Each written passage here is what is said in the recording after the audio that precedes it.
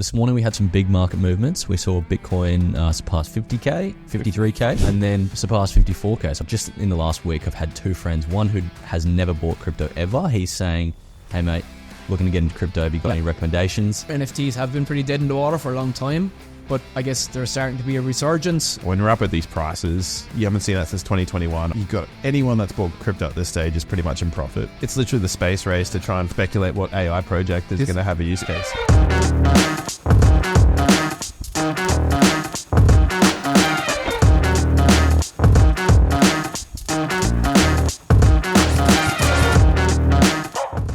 Well, we're back. Another crypto catch-up, and look who it is. For the second time this year, we've got the great man, Tommy Honan. I'm on track. Tommy, you're on track for those 10. For my quota that you you called out double digits for the year, so I'm on track, mate. So. Yeah, once a month, and we'll get there. And Pav, how you doing, mate? Good. For anyone that doesn't know, we're just watching BitBoy, the great man, we couldn't help. In a karate combat fight, fighting some other influencer, and he's throwing absolute haymakers. He's shirtless. He's looking great. It's not a lot of technique to it, but it looks at things, and those haymakers are expelling a lot of energy. But he's definitely just all right. Desire in the eye. Or is that something else? Yeah, he seems like he wants it more than the other guy. So bang, he just hit him with a big right hand. Yeah. I'd recommend going and checking it out. Oh, he's got the hands on the knees. He's tired. A nice little distraction. Yeah. But listen, gents, this morning we had some big news, some big market movements. We saw Bitcoin surpass 50k, 53k to 54, and then surpass 54k. So I got two notifications like simultaneously when I woke up, and things were looking good. So what do you make of it, Pav? It's just craziness. Like, I think the easiest thing to try and tie it to is just the Bitcoin ETF flows. So we haven't got the exact data for like what happened overnight, but on paper it seems like IBIT, like the BlackRock product, had the biggest day yet. In terms of volume, I think it was $1 billion, but don't know what the exact flow would be of like in and out just yet. But if we had to take away anything, like obviously when we air this might be a bit too late, but the GBTC product, which has been the most sold, it's usually just in the red constantly. It's had its smallest day yet. So only 22 Bitcoin on the outflows in that US $1 million. So I'd take that with if everything else is doing really well and there was only that much sold on the only product that's generally being negative, it's probably going to be a huge day. Yep. When we're up at these prices, you haven't seen that since 2021. You got anyone that's bought crypto at this stage is pretty much in profit. I wonder if we start to see everyone, the Uber drivers asking us, how's your portfolio going? Are you in crypto yet? Yeah, that's got to start kicking up again, I like to think. Yeah, it's definitely expecting to see some signals coming through. I don't know. It still feels like we haven't got the retail noise yet. Like it is starting to build. Yeah, we're starting to see things like NFT narrative grow, meme coins. The AI narrative has started to kick off again, which we obviously seen in last year, which was kind of the main driver of market movement to kick off last year. So it's it's definitely interesting. But I don't know. I guess looking at across the volumes, it still feels like retail are yet to come in, which is obviously a good sign for assessing what stage of the market we're at right now. That's the hardest thing right now. Like, it was easier decision to make. What about you guys, like last year? Because there was a lot more upside than downside. Now we're pushing into all-time highs. Yeah, so it just gets harder and harder to try and work out where this is going. Yeah, so Bitcoin, I think 21% as of the time of recording from all-time high, which is obviously, it's not far away in crypto terms. It's not far away at all. It's in reaching distance for sure. Yeah, you say retail's not back in. I've got a little personal anecdote. Just in the last week, I've had two friends. One who has never bought crypto ever. He's saying, "Hey mate, looking to get into crypto. Have you got any recommendations?" Yeah. And then another who bought crypto last cycle is saying, "Hey mate, my ETH's now in profit. Do you think I should sell?" Right. Okay. So they're starting to look at their portfolios. They're starting to take notice. Obviously, there's a bit more chatter amongst the office and amongst the the barbecues and things like that. So okay. I think maybe in terms of like search volumes and stuff, it's not showing. But in terms of just chatter amongst friend groups and things, I think it's probably there or starting to come back. I mean, it feels a bit like it'll come in a massive wave. I guess that's what I'm kind of a little bit not nervous about, but a little bit like it's gun shy. Like if you go back to the 2017 cycle, we seen this blow off top, and Pav, me and you have been talking about blow off tops for it's waiting for 6 years. Yeah. Do we see that kind of an event in this cycle? We haven't really seen it since 2017. So the previous run, we never got the blow off top. That's why so many people got wrecked, because they're waiting for the blow off top to drive Bitcoin over 100k US. Never came. And we came back down, and obviously we had the bear market in the middle. So I guess to support your comments there around the anecdotal evidence, Ted, we were at the Brisbane Lions season launch, the AFL team season launch as well last week, and there was a queue of people, players and people within the club, queuing up almost to have a chat with Chris and I, just because crypto's back, they're hearing a lot about it again. So yeah, definitely supportive that narrative is starting to grow. So it's good to see after a couple of years of pain. Yeah, and just on top of I know you mentioned the IBIT, so it had $1 billion trading volume day yesterday, which is a record for the IBIT is the BlackRock ETF, which actually pulled it into the top 25 traded stocks in the world, which is crazy, right? And you think it's only one of 11 spot Bitcoin ETFs. So obviously there's a lot to discuss there. Like Eric Balchunas, if you don't follow him, I'd recommend it. He's he's probably the first to cover all this news around the ETFs on Twitter. So and then MicroStrategy, we've had Michael Saylor and his company MicroStrategy. They just acquired another 3,000 Bitcoin overnight for about a cool 150 million. So they're just accumulating more and more. Their total value would be so much. I'd love to see the calculation for every $10 Bitcoin goes up, how much that is going up. Yeah, it's got to be the most like their value increases. Yeah. So something that I don't know if you want to dig into it now, but I guess we're talking about all this flow into ETFs. We're talking about MicroStrategy and these singular entities having control of Bitcoin. I think I read somewhere yesterday that I think it's between 4 and 5% of the total Bitcoin supply is now within ETFs, which is pretty big number. I don't know exactly what Saylor's number is. Maybe we can check that out later, what Saylor's exposure is, but it'd be less than that, I'm assuming, as a single entity. But I guess the narrative now is about supply shock, right? Are we losing? Are we going to have enough Bitcoin on the market for people to buy? Exchanges volume is depreciating. Like there's less Bitcoin on exchanges. Obviously, the creation of Bitcoins is also it's about to half. It's about to half, and it's also they're not keeping up with the current demand as well. It's a good point you raised, because there's a nice tweet here by Ryan Rasmussen. I can't even say that properly. Rasmussen. But maybe some fact checking needs to be done on these numbers. But the BTC consumed by ETFs in the past week is 6,100 approximately.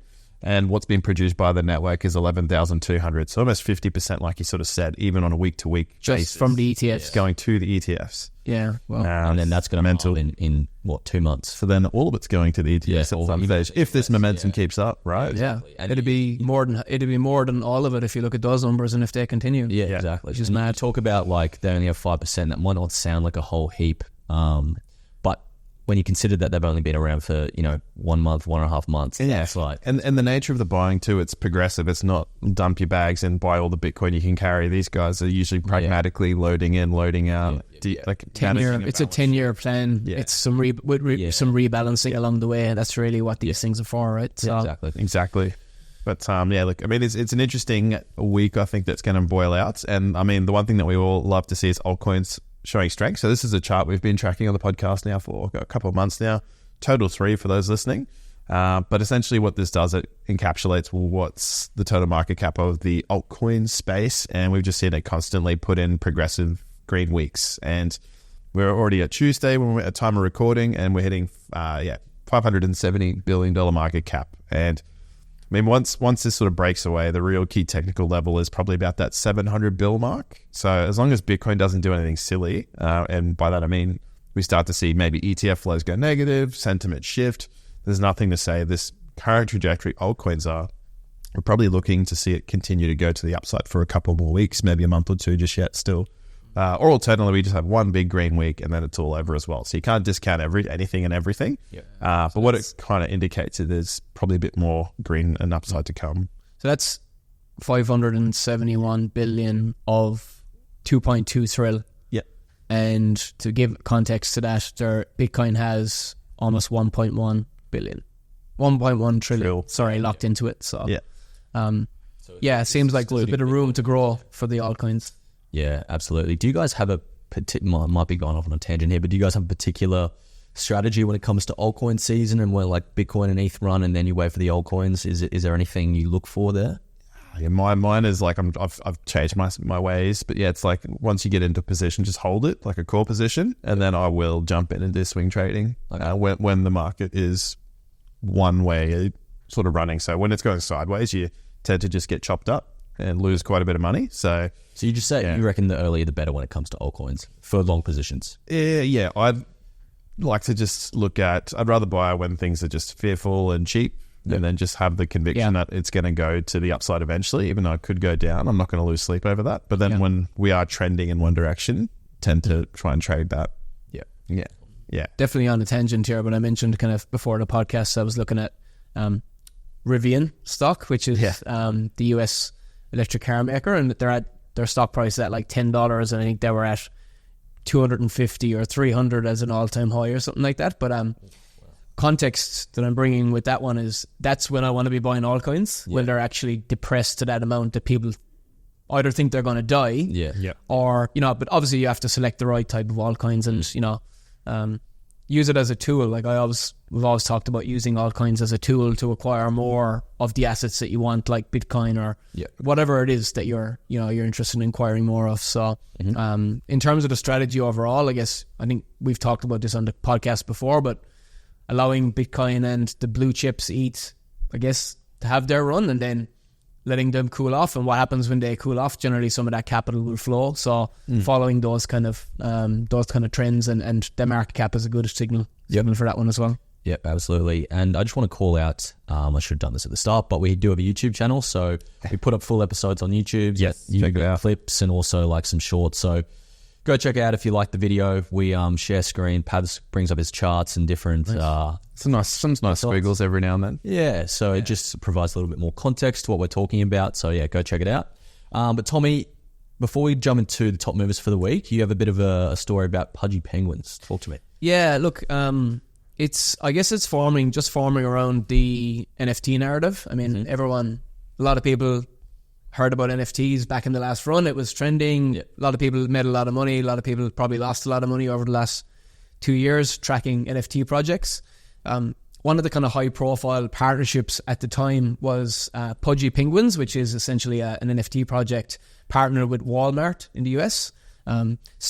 TLDR is they spent a bunch of money. They actually created a product like a plush toy for kids to buy that was tied to, there was a QR code that unlocked like an NFT, an exclusive NFT, created with that project. It's been pretty dead in the water. NFTs have been pretty dead in the water for a long time, but I guess there's starting to be a resurgence. Walmart have actually backed and doubled down on their strategy to list. I mean, when I say list, it's like a listing. Fill their stores with some more merch. They've doubled. I think they've spent another 10 mil on that product to bring it into the stores across the US. Interesting point is the kids buy it for the plush toy, where the parents might actually get it for an airdrop. So based on the chain that it runs on, it actually is potentially applicable for future airdrops across the ZK Sync network. So it's quite interesting that, the kid just buying the toy that they like the look of might actually, end up in a tax liability in the future. Either that or there's a bunch of kids getting toys they don't want. That's right. So, I mean, we've obviously been following some of the airdrop stuff that's happening. Airdrops this year. The Solana phone's been another one just recently. The Solana 2, the Saga 2. I bent my knee and I finally just caved. Did you buy one? Yeah. Yeah, nice. Got the pre-order for the Founders window title. Because, I think you're just going to get the airdrop to make up the cost. Yeah. So it's an interesting one. I just thought it was interesting to see, a big brand like Walmart are, backing, I guess, the current state of where we're at, and specifically that project, Pudgy Penguins. Well, that probably makes more sense, to do with the whole JPEG NFT thing that we saw last cycle, where it's like there's just pictures of like, penguins, pet rocks. Yeah, and what pet rocks? What utility? Like what do you get out of that? I guess in this case, like you get a toy, which is probably more attractive to kids, which in this case, Walmart's selling to kids, so that makes more sense. But I don't think it'll be interesting to see where we go this cycle with NFTs if we see more stuff like this. But I think those kind of use cases for me just make sense. Like, Not to say that displaying NFT art on the wall is not a great use case, and I think it is, but for longer term tangible kind of value, tangible value is what it comes down to. Yeah. We've all seen collectibles like baseball cards and Beanie Babies and things like this where you can actually touch and feel, and people actually collectors will pay a lot of money in the future to have the full collection of X, Y, and Z, whatever it is. So I think it has some legs. I think it has some legs. Makes sense. A lot of people can understand collecting a set, but they don't understand art and the value in art. Maybe it's just that simple. Maybe not. That's right. Simplification of these things and explaining it to people is really where they don't care about the blockchain. Most people don't care about the blockchain. If we can simplify that in a way that they don't need to care about it and don't need even to worry about it. That's where there's going to be, we're going to see a lot of traction. Agreed. Thought it was cool. Alrighty, let's dive into the top movers for the week. So there's some key trends and narratives playing out here. I think the most obvious one that we've seen over the past sort of couple of weeks, and even was a key trend last year, is obviously AI. We spoke about last week the announcement of Sora, the text-to-video AI tool released by OpenAI. It's mental. Looks crazy. Have you guys played around with it yet? I don't. It's not available, but they've released examples of what it can do, and it is. They've been saying on X, just leave a message and we'll reply to you with a video. Like the hand picking potentially, but even then it's ridiculous. It's ridiculous. Videos of humans that look real, and then animations and different styles.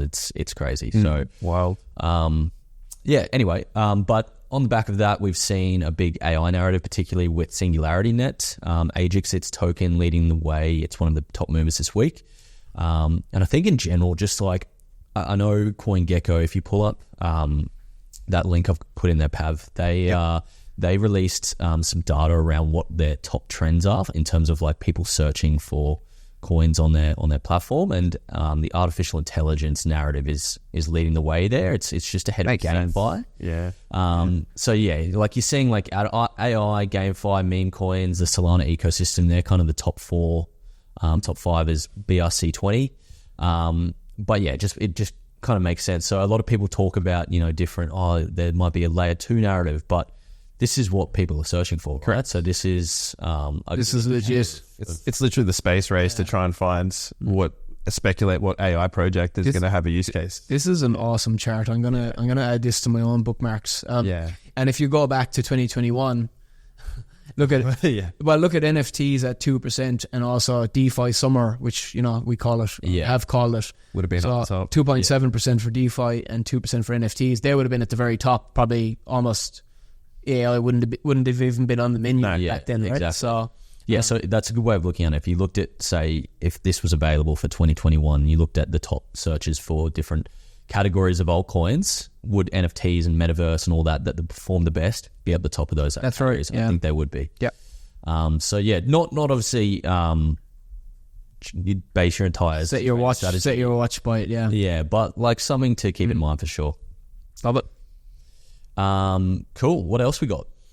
We've got Uni in the top movers as well. I thought I just wanted an honorable mention that it's been around for a little while. A lot of people criticizing the project. There's currently a proposal for a revenue share model for governance stakers. So I think the market's just pricing in, one of the biggest Ethereum liquidity pool providers and swap exchanges out there. And they're also integrating with the likes of Fireblocks and Talos as well. So some institutional grade products as well.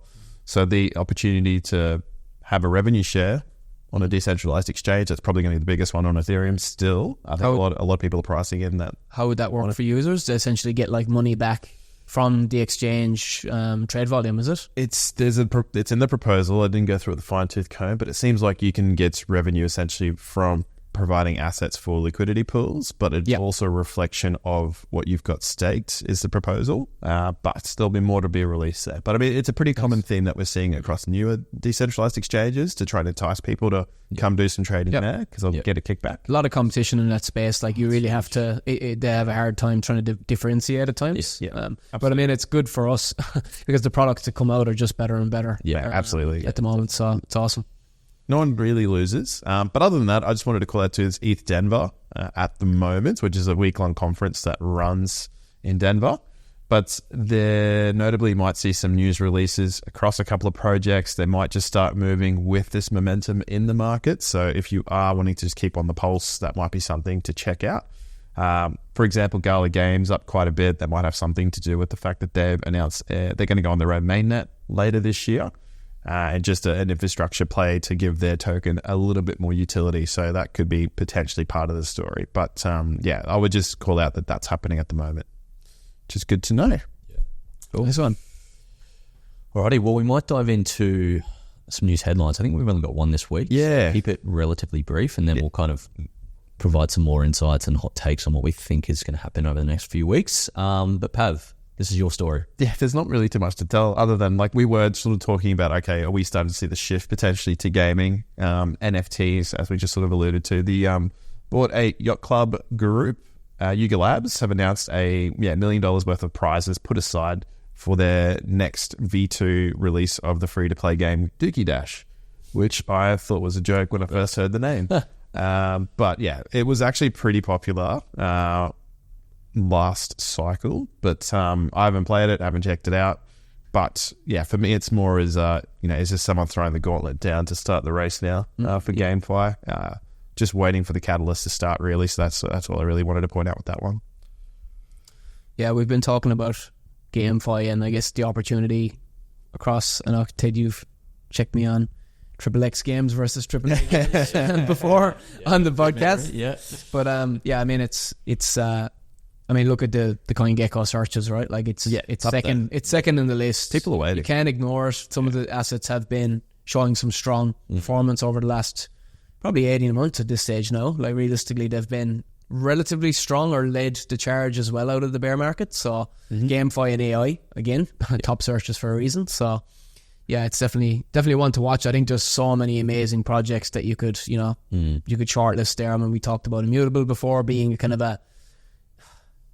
Would it be fair to say that they could be kind of like an ETF play across gaming because they're involved in like so many different projects? I see what you mean. Yeah, like they're infrastructure play, right? Yeah, so, Beam's a good one because it's like Beam is kind of like the Apple Store for all the games. Correct. Yeah. Like so but IMAX is the same kettle of fish. Yeah. So instead of taking a bet or betting your all your chips on one game to win, you actually have a bit of a risk-based approach, I guess, and you're kind of spreading it across a number.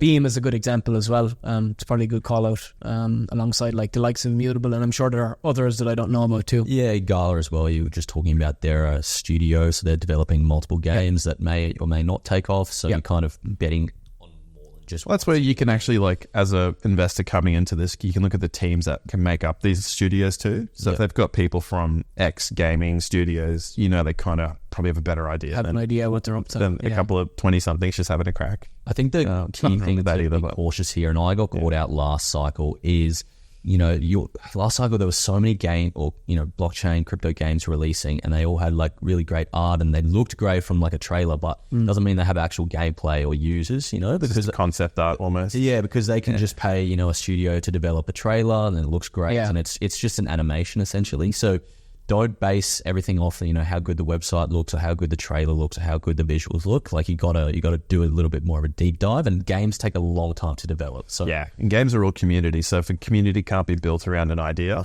it's probably not going to be as successful. Yeah, potentially. You want to be able to touch and feel something. Same as a kind of pudgy penguin, like we talked about. People want to be able to lift it up, like download an app as an example, like from the App Store. Yeah. These are kind of things that I'm looking for, where I'll be like, all right, these guys are actually making moves in that gaming space. Yeah, it still blows my mind to think about how Flappy Birds and these kind of games kick off and where they originate and how they start, and just the mass brand that accumulates around them in a short period of time. So, I mean, that's the home run that people are looking for with these types of projects as well. So, I mean, I think it's on everyone's lips this cycle, and hopefully we all do well from it over the next couple of years. Hopefully. Yeah. Fingers crossed. Play some games in the process. That's it. Yeah. I think I just wanted to sort of point, again, like we talked about, we're potentially at this point where we're close to all-time highs. You're getting questions from your mates. Do I sell or do I buy more? Mm-hmm.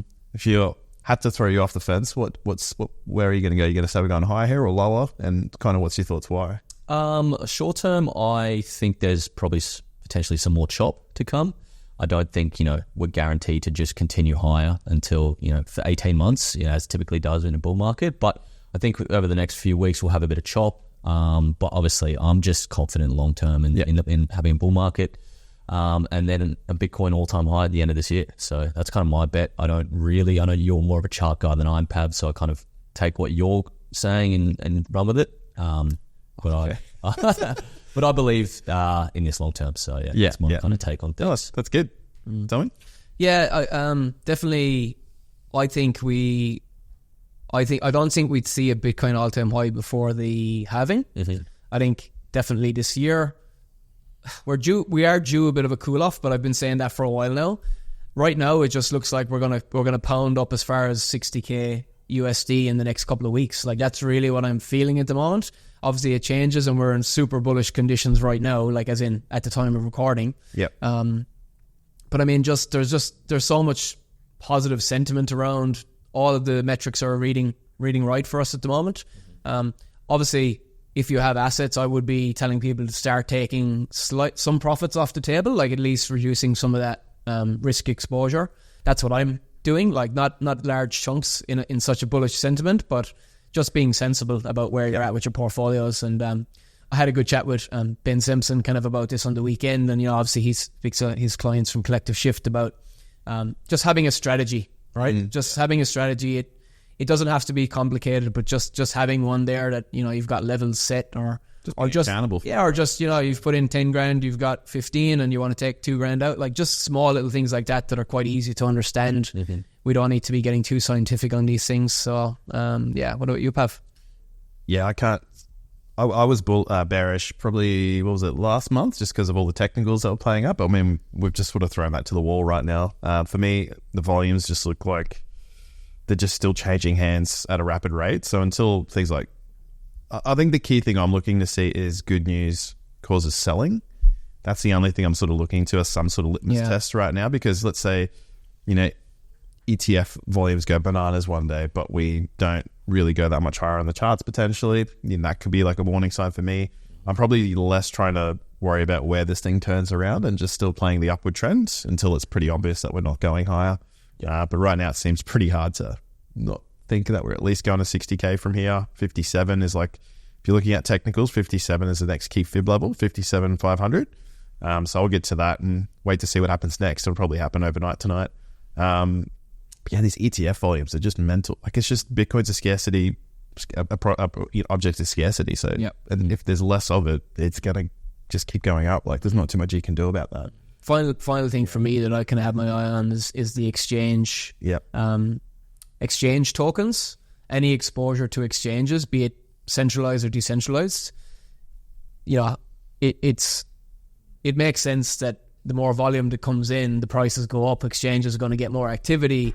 Generally, it does relay to their tokens, and we've already started to see that across DeFi with Uniswap. And Pav to have some other news, but if you look across all the decentralized exchanges at the moment, they are starting to gain some momentum now. So that's probably one narrative that I'm starting to flash like green. The centralized exchange, as well. BNB, I think from Binance is at a yearly high. It hasn't seen that sold off to below 200. It's back to 400 over last year. Pretty much everything. So like that's one area, I guess, that I would say like I'm watching at the moment to see what happens. Absolutely. Exciting. It is. Alrighty, well, we might leave it there, boys. I'll just remind everyone, we got the YouTube channel, so go check it out, and you can see everything we're looking at and we're talking about. Until then, we'll catch you next week. Thanks, guys. Yeah. Cheers.